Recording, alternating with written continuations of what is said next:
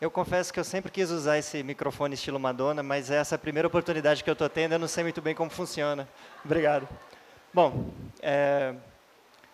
meu nome é Thiago, eu trabalho no departamento de design da universidade, eu trabalho com avaliações ergonômicas de interface, usabilidade, mas podem ficar tranquilos que não é nada disso que eu vou falar aqui agora, vai ser algo um pouco mais divertido, podem ficar calmos. O que eu quero falar aqui com vocês é, na verdade, a minha primeira aventura no campo das artes. É a minha primeira experiência nesse sentido. É um trajeto um pouco mais pessoal. E quando eu me deparei com esse desafio de tentar propor uma poética, de ressignificar algo, a primeira questão que me ocorreu foi: o que eu gostaria de expressar? Né? O que eu gostaria de falar com as pessoas, sobre o que eu gostaria de discutir? E aí, talvez fortemente influenciado pelo nascimento do meu pequeno filho, não me ocorreu outra coisa que não falar um pouco sobre a beleza que eu vejo e a sofisticação que eu vejo no processo de vida. Então, o que eu tentei fazer foi criar uma poética que falasse um pouquinho da maneira como eu vejo a vida. Bom, resumindo um pouco a história e adiantando um pouquinho a conversa, eu criei um sistema de vida artificial, tá? Que ele cria essas configurações orgânicas a partir de objetos geométricos, mais ou menos como a gente tem aqui. E parece um fungo, uma árvore, né? Mas o que interessa mais não é o arranjo em si, é a maneira como ele é construído e aí o que ele significa.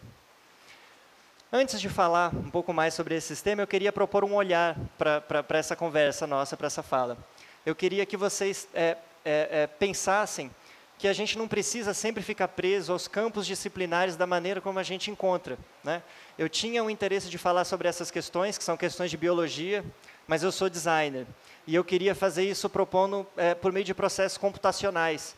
E eu propus isso no campo das artes. Então, eu acho que é possível que a gente consiga navegar por esses campos disciplinares guiados pela nossa vontade de transformar o mundo, pelos nossos sonhos, tá? Então, esse é o primeiro olhar que eu proponho para essa conversa.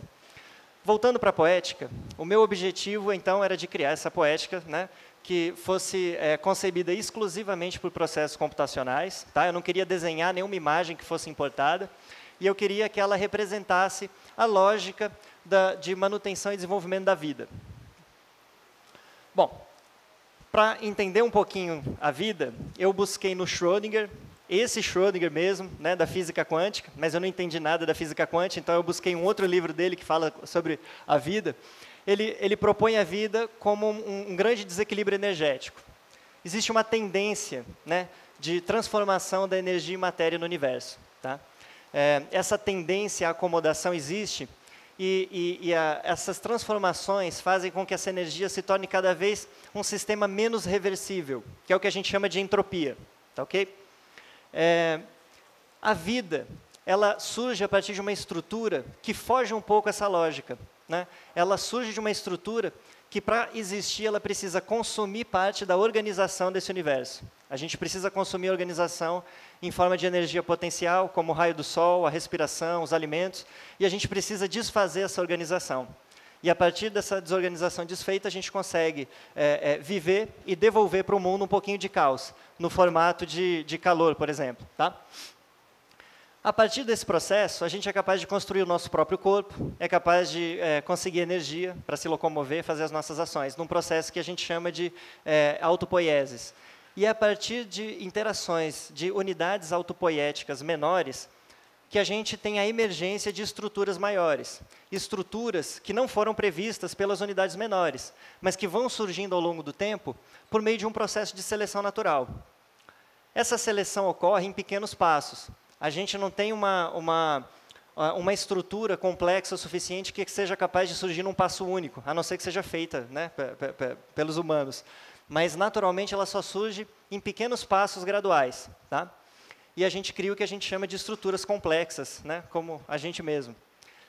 No campo da arte computacional evolutiva, onde eu me inseri, essa complexidade foi chamada de complexidade efetiva. Né? Enquanto arte computacional evolutiva, foi proposto que essa lógica, esse tipo de complexidade, deveria ser a meta de representação dos artistas. Tá? E esse tipo de complexidade, ele não é uma noção de complexidade como a gente tem em outras áreas, como um excesso de variáveis ou de relação entre as variáveis do sistema. Ela, na verdade, é composta por pitadas de organização e desorganização, mas ela surge rumo a uma proficiência, uma funcionalidade. E no campo das artes deveria significar uma expressão artística do artista. Vendo a cara de vocês, né, eu imagino que vocês estão pensando, agora eu queria que vocês colocassem no meu lugar, que já tinha topado o desafio de fazer a proposta proética sobre esse tema e agora tinha que criar o sistema, né, que representasse isso tudo de alguma forma. Bom, para tentar representar esse sistema, sem saber programar, mas que fosse um sistema computacional, eu acabei, por tentativa e erro, num processo que foi um pouquinho longo, criar um sistema adaptativo multiagentes. Ele é um sistema complexo adaptativo que funciona por meio de algoritmos genéticos e por inteligência artificial enxame. Eu também não sou dessa área. Para representar o que eu queria representar visualmente, talvez influenciado por essas unidades autopoéticas, eu tentei trabalhar com o universo microscópico. Eu tentei representar células do que seriam as imagens, né? Essas células são fundamentos de linguagem, né? São linhas, pontos, cores, formas que brigam e competem para tentar compor uma imagem que a gente vê a olho nu. Foi essa analogia que eu usei. Então, a minha criatura artificial ela é composta por um risco, um rabisco, né? No qual são colocadas algumas formas geométricas, tem uma cor de preenchimento, uma cor de contorno, elas morrem e possuem também movimentos quando estão vivas, elas emitem sons, elas são capazes de interagir umas com as outras, elas caçam as outras entidades mais fracas, elas fogem das mais fortes, elas criam grupos colaborativos, elas criam grupos de submissão, elas são capazes de ovular, entrar no cio, acasalar, né? E, indiscretamente, a gente tem aqui uma cena de sexo explícito, onde a gente tem vários agentes reproduzindo, tá? Elas são capazes de gerar um ser novo, e esse ser gerado, ele possui características mescladas dos pais, por meio de recombinação de DNA. Eles brigam também e eles conseguem se alimentar da energia da carcaça dos seus inimigos mortos. Tá? Bom, quando eu pego um sistema desse e preencho as variáveis de DNA de maneira randômica, né, vou gerando randomicamente todas essas propriedades, a gente tem uma composição que funciona mais ou menos do jeito que a gente está vendo aqui. É mais ou menos como fica a parede da minha casa, quando aquela minha inspiração lá pega a canetinha e começa a desenhar livremente, né? A gente tem uma situação que, na verdade, é muito previsível, né? É uma situação que a gente tem uma heterogeneidade homogênea, porque ela é previsível de acordo com a lei dos grandes números. A gente sempre vai ter uma distribuição meio atrapalhada. Mas, quando o sistema começa a funcionar e essas entidades começam a interagir, a gente tem, por meio dessas regras de comportamento, uma situação diferente. Aqui eu tenho uma versão bastante acelerada do sistema, tá? Isso que vocês estão vendo são gerações e gerações de criaturas que morrem e nascem a todo momento e que começam a transformar a composição visual. Tá? Então, as transformações de cores e formas que vocês veem, na verdade, são transformações genéticas, são outras criaturas que já nasceram. Tá? Isso aqui são, a gente acompanha cerca de 50 gerações, mais ou menos, nesse pequeno espaço de tempo. Tá? E, a partir desse processo, são possíveis arranjos como esse aqui, tá? Que surgem com o passar do tempo.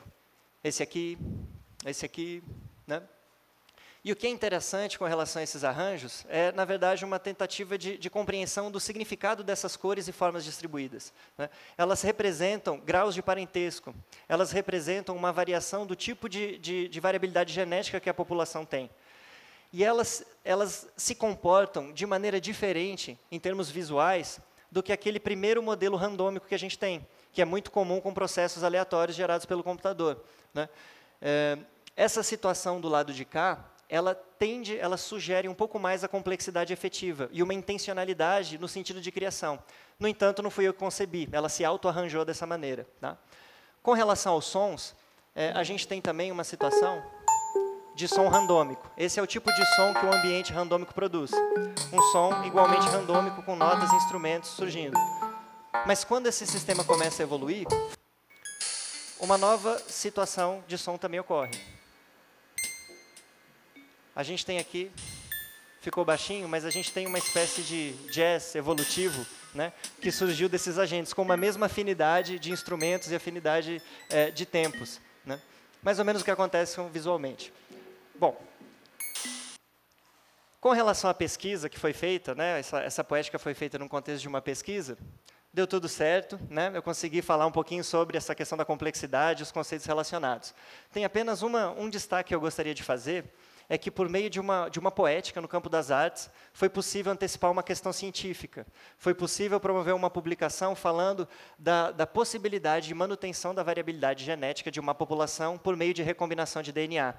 E essa publicação antecedeu uma outra de uma parceria de 3 universidades americanas que fazem a mesma coisa, mas na demonstração de um modelo matemático.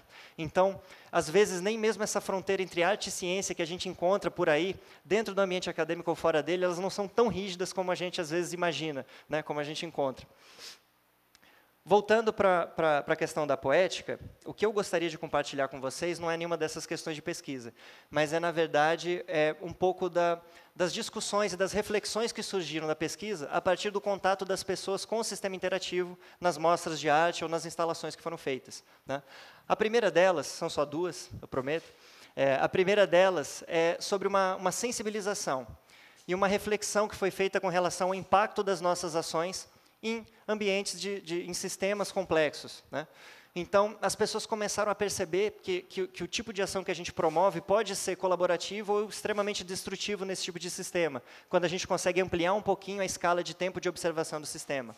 Então, as pessoas começaram a perceber isso na interação com esse sistema e depois começaram a transpor um pouco dessa lógica para o jeito que a gente se comporta, ocupando as cidades, no trânsito, né? A questão do trânsito também é muito importante e surgiu bastante quando a gente discutiu essas questões, com o meio ambiente, tá? Como um todo. Então, a primeira questão que eu acho que foi interessante para mim e que me fez sentir satisfeito com essa ressignificação desse objeto sobre a vida e o nosso papel na vida foi esse, do nosso papel com relação aos sistemas em que a gente atua. Mas também foi proposta uma outra noção de vida, um pouco diferente da que eu estava estudando, mas continuando essa linha de raciocínio.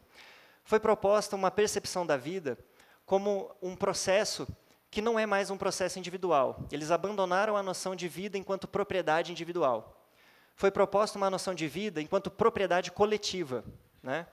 A vida é a mesma vida. Todos temos um ancestral comum. Então, essa vida, enquanto entidade, ela surgiu lá no meio de uma caverna, no fundo do oceano, no meio de um lugar poroso, cresceu, né? Virou multicélulas, dominou os mares, a superfície do planeta, e atualmente a gente está até saindo dessa superfície, né?